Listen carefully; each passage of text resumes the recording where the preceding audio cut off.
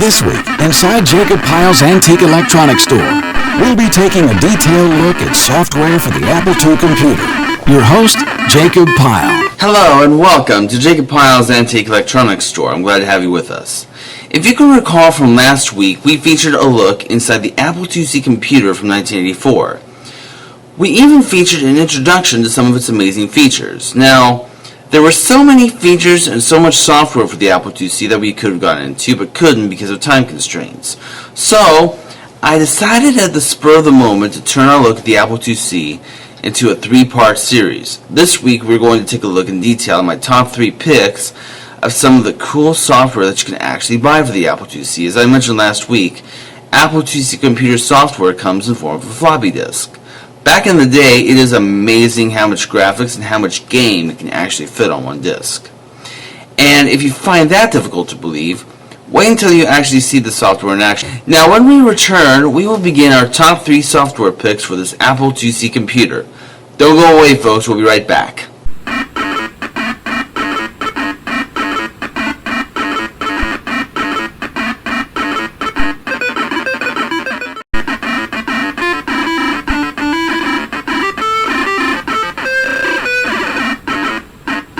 Welcome back. Before we get right into these 3 pieces of software, I would like to issue this disclaimer as I do every week. I am not a commercial spokesperson. I do not endorse any of these electronics that you see on the show. And also, I'm discovering these electronics for the first time since this program was recorded. They have not been touched or played by me prior to this. Now, when we talk about software for an Apple IIc, one of the most common software features that most people would think should be included with any computer is a word processing program. When the Apple IIc computer came out in 1984, typewriters and word processors were very common. The only thing about typewriters that you had to remember was that it's like a printer. And it's very expensive to keep a typewriter like that in good shape. You're constantly having to go to your local office supply store to pick up computer paper for it. Plus, typewriters don't use ink cartridges like most modern printers do today. They actually use a typewriter ribbon. And the only downer about typewriters is if you make a mistake, it's not as easy as it sounds to actually edit your mistakes unless you have an endless supply of whiteout handy. Most early word processors had that issue as well. So in 1981, the folks at Bank Street College, as well as Broderbund Software, came up with a word processing program that people can actually use for everyday writing. And it has changed the world ever since. So our first software that came on number 3 of our list is Bank Street Writer. Okay, so now what you are looking at is known as the Bank Street Writer tutorial program, which is the word processing software. So we're going to spend the next 5 minutes pretty much going through the features of this thing. So this tutorial teaches you how to use the main features of the Bank Street Writer Plus. The tutorial contains 6 lessons. If this is your first time using the tutorial, it's best to do the lessons in order. Press spacebar to continue. After you select a lesson, the tutorial will provide a brief introduction followed by specific instructions. Don't worry if you make a mistake. The tutorial will help you correct it. The tutorial will display information as follows. 1. Tutorial instructions will appear in this space. 2. The sample text you work with will appear in this box. When you use the writer, this box will extend to the bottom of the screen and display 19 lines of text. This area displays the Bank Street Writer Plus commands you will use for editing and other functions. When you have finished each lesson, you can choose to continue or quit the tutorial.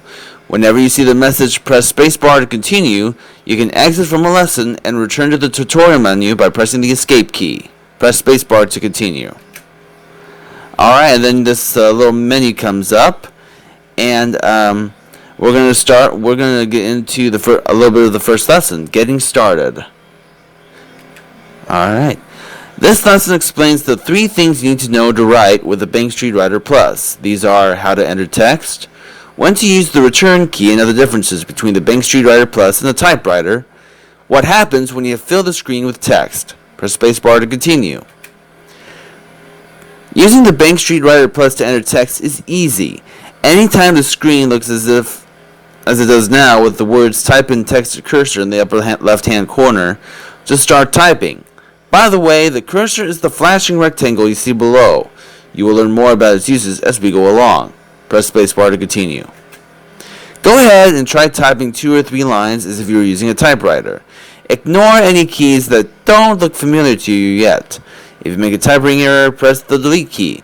Go ahead and type anything you want. Press escape when you are done. Let me see, what should I write? Let's see.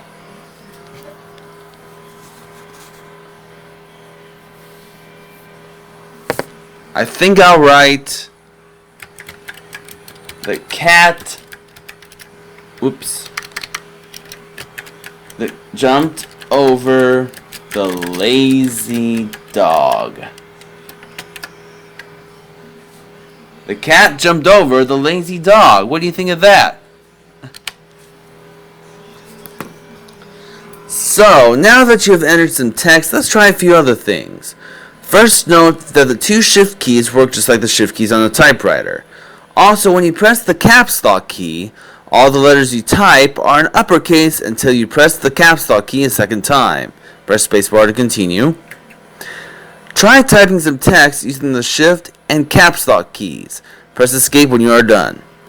So, I guess we'll type the same thing. The cat jumped over the lazy dog.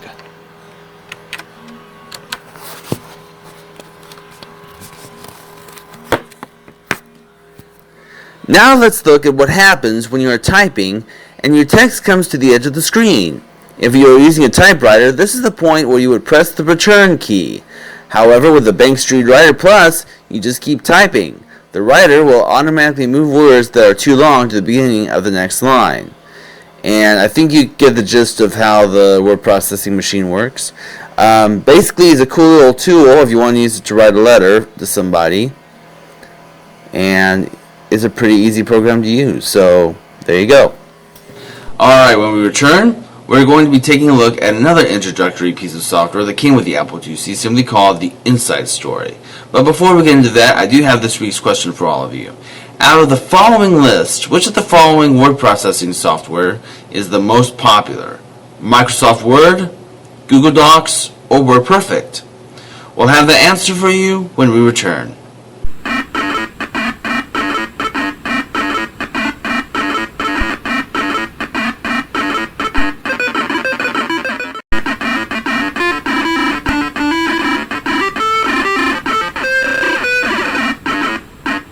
We are back. Did you catch the question I asked prior to break?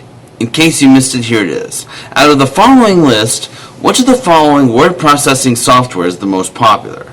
Microsoft Word, Google Docs, or WordPerfect? Well, believe it or not, it's Microsoft Word. And to be honest with you guys, I'm actually not that surprised about it because Microsoft Word has been around for as long as Microsoft has been in the computer business. I grew up on Microsoft Word and its cool features like word art and clip art, and I think Microsoft Word was the first of its kind to let you add pictures to your documents. And then you use cool templates for your letters or invitations or posters or whatever it is you're using Microsoft Word for. And I also love that talking paperclip that appears within the program that helps you with whatever you need help with. But yeah, there you go. Going back to the Apple IIc computer last week, if you can recall, I showed you a little piece of introductory software that came with the computer, just basically introducing it all to you. The software came in 2 sides of the disk. The other side was a fun little mystery type game concerning the Apple II that I think you'll enjoy. So on number 2 of our list, the Inside Story. This software that you're now looking at is called the IIe Inside Story. So we'll press return to continue. And then you get this lovely little menu here. So we're going to go through, we're going to take about 5 minutes to go through some of these interesting features. So I guess we'll start with the introduction.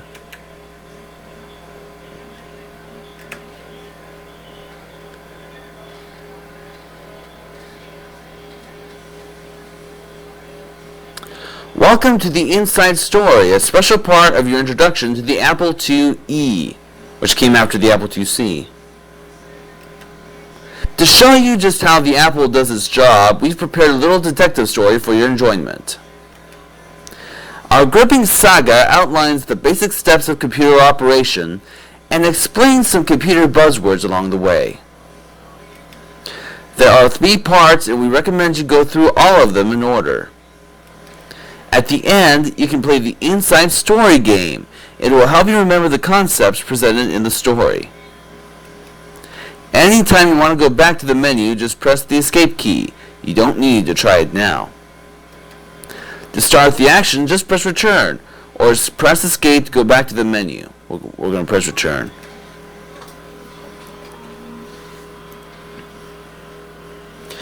It was hot in Silicon Valley that day, but business was ice cold. I had been sitting in my office all afternoon killing time and alien invaders on my Apple IIe. I'm Sherlock Capslock, one of the best private eyes in the valley. Suddenly, there was a woman's knock at the door. I got my 10 toes off the desk and said, "Come in." "Excuse me, are you Mr. Capslock?" "Yeah, that's me. What can I do for you?" "Well, I'm glad I found you. I'm Nancy Navas, and I've just had a little accident with my Apple IIe." "What happened? Lose some important data or something?" "That's right. I was typing something this morning, and suddenly the power went off before I could print anything. And then I heard this strange laughter, like somebody had done it intentionally. What's going on?" "Well, it looked like Miss Navas had a run-in with that creep Blackie Power Out, but I didn't want to alarm her, so I just said, 'Listen, Miss Navas, there's a lot going on, but I'll get you set up so you won't have to sit through a rerun of this morning.'" "Really? What are you going to do?" "Just step over here to my desk. I'm going to give you the inside story on the Apple IIe. Press return for Sherlock's Inside Tour, or escape to go back to the menu." We're going to press return.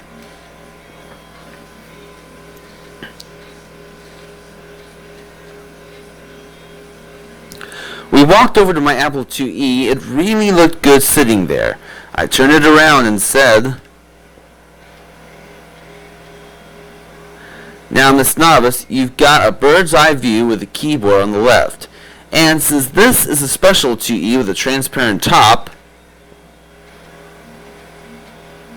you can actually see the logic board inside." "That's really impressive, Mr. Capslock. It looks pretty complicated." "Well, it is, but we'll take it step by step and you'll catch on in no time." "That's fine. Go ahead." This is the disk drive, obviously. It takes information off a floppy disk or puts information on it. But the real action goes on here with all the integrated circuits called chips. They're silicon wafers with electronic circuits etched inside. And this is the big guy, the boss, the microprocessor, the brain of the whole system. This bunch of chips over here is the read-only memory, or ROM for short. The guys at Apple put information in ROM that stays there all the time, whether the power is on or off. What kind of information? Oh, things like the AppleSoft basic programming language, but don't worry, you don't really need to know much about ROM. Last but not least are the chips that make up random access memory, or RAM. Now, RAM is nothing to sneeze at. Why? What's so great about RAM? That's where your information was when you had trouble this morning. Let me show you what happened. When the power is on, your information is in RAM.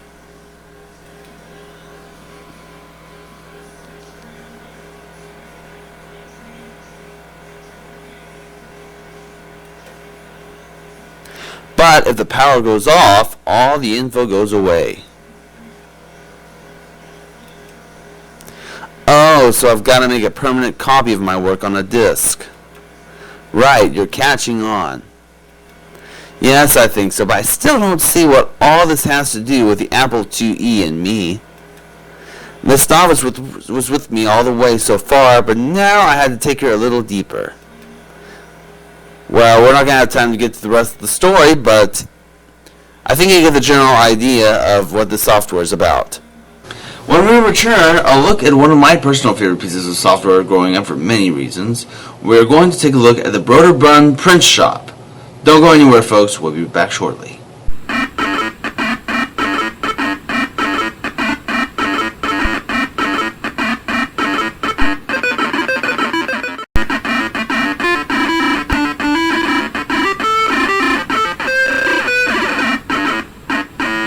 Welcome back to Jacob Pyle's Antique Electronics Store. One of my favorite pieces of software growing up was a thing called the Broderbund Print Shop. What that is it is used in conjunction with the Apple IIc image writer printer. And it can be used for making things like banners, signs, and it also has this really cool feature on it too, which we will get to at the very end of the program. But before we get into that, let's take a look at the Broderbund Print Shop. Okay, so now what you're looking at is the print shop main menu. This is the print shop.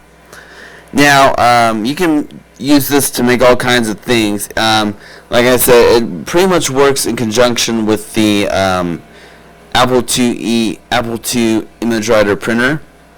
With this, you can make things like greeting cards, signs, letterheads, banners, screen magic, and I'll show you what screen magic is. I'm going to save that to the very end.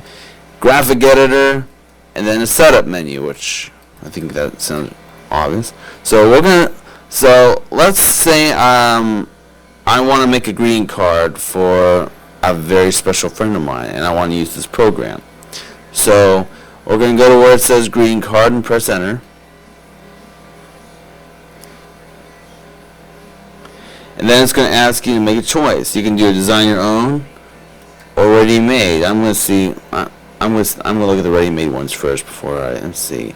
They got stuff for birthday. They got a birthday one, Christmas, season's greetings, Valentine, anniversary, thank you, invitation, note paper. I think I'll do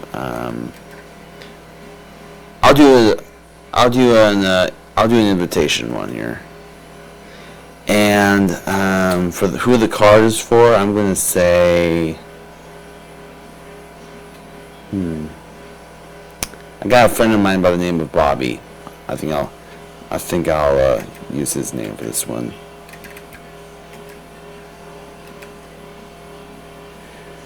Make sure printer is ready and choose options. I'm gonna. Alright, so we're gonna hit where it says give yourself credit. Then it says type one-liner for back of card. I'm just gonna say hope you have a great day. Alright.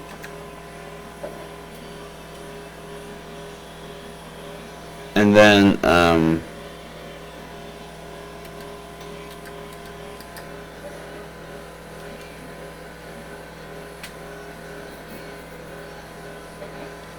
okay.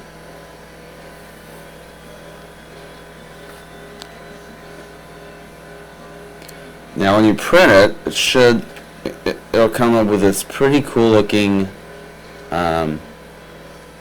thing here.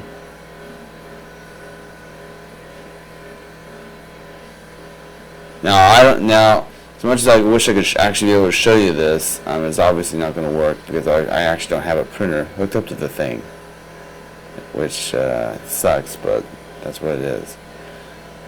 But anyway, and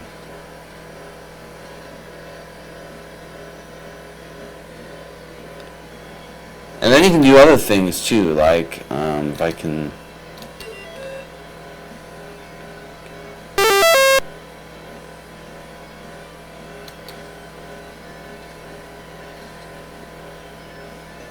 Alright, let's make a sign.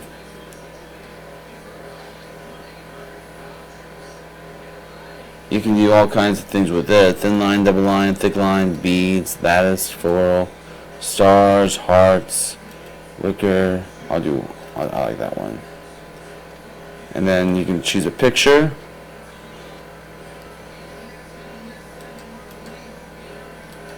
So I think I will do Christmas. I'll just use Christmas tree because I think it's cool. And then just large, and then it'll let you choose a font. I'm going to use a party font. Come to the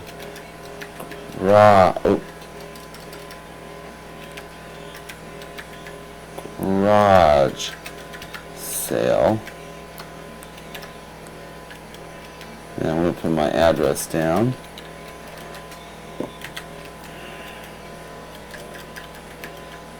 Oh, actually, I'll just do, yeah. There we go.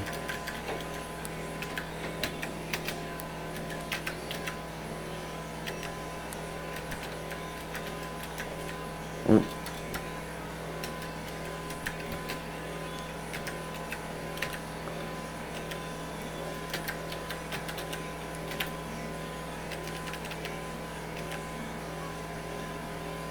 Alright, and then there's some other cool options.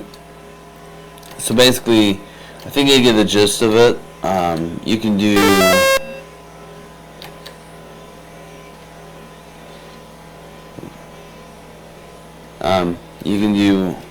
you can also do things like letterhead.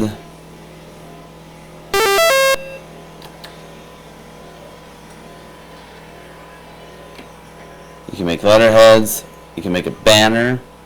Screen magic. I'm going to show you screen magic here in a little bit. And then this thing called graphic editor, where you can kind of make your own graphs. The only fix. The only problem with that is you're using the basically you're using the especially when you're using a keyboard here, like it will not let you it won't let you it's not letting me. You can't hold the D down to draw anything or erase anything. So, but yeah, there you go. I hope that's pretty much a good idea of what the print shop's all about. Now, obviously, as you saw in the clip, I skipped where it says screen magic. I'm going to get into that, plus a special feature that actually came on side 2 of some versions of the Broder Pun print shop for our little finale. Stay tuned, you don't want to miss this.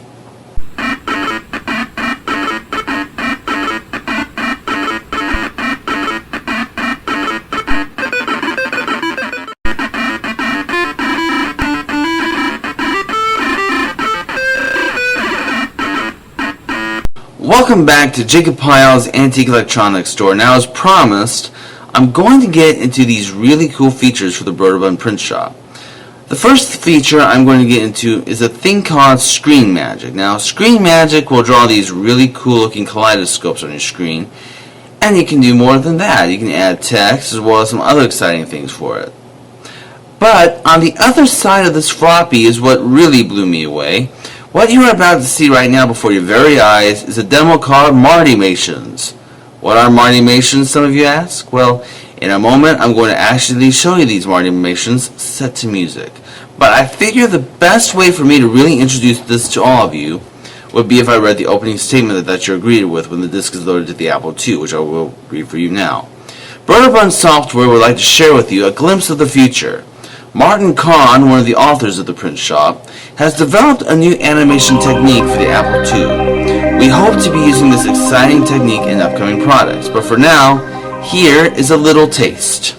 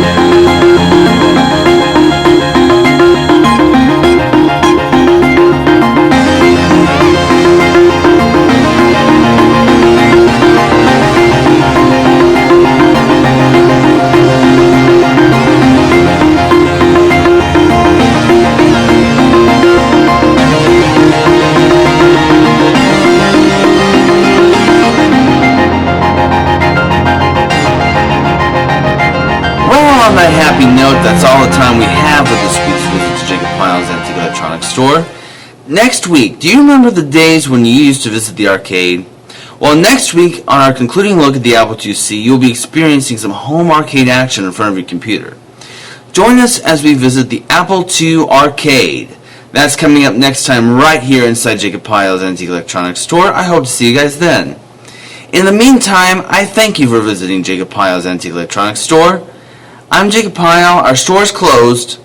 Good night. If you would like to suggest topics for future episodes, or if you would like a copy of any past episode of this show, send an email to Jacob Pyle at jtpyle1@aol.com. For Jacob Pyle's Antique Electronics Store, this is Butch McCain.